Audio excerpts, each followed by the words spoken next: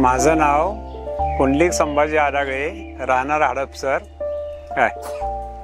तर माधवबागची ट्रीटमेंट मी 2022ला एकदा घेतली होती. त्यावेळेस मला असा त्रास होता की श्वासोश्वास घ्यायला त्रास व्हायचा आणि मी झोपू शकत नव्हतो.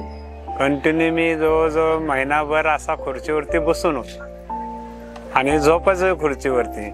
मग ते आमच्या भावाने सांगितलं की असं असं माधवबागला जा, अशा अशा ठिकाणी आहे. आणि मग मी माधवबागला आलो. आल्यानंतर मग त्यांनी चेकअप वगैरे केलं.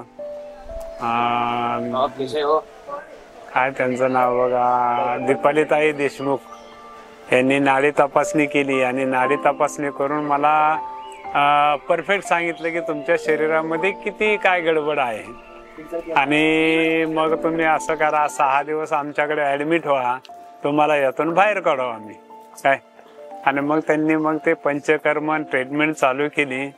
एवढं फास्ट काम केलं की 6 दिवसामध्ये माझं बायपास होणारं टळलं गेलं आणि मग मी एकदम तंदुरुस्त झालो काय. सगळ्या गोष्टी व्यवस्थित झाल्या, खाणं पाणं व्यवस्थित झालं, अंगामध्ये थोडीशी ताकद आल्यासारखी झाली. 6-7 दिवसांनी मला डिस्चार्ज केलं. डिस्चार्ज केल्यानंतर मी पुण्याकडे जाताना एकविरा देवीच्या डोंगरावरचं तिथं पाहिलं, चला जाऊ डोंगराव.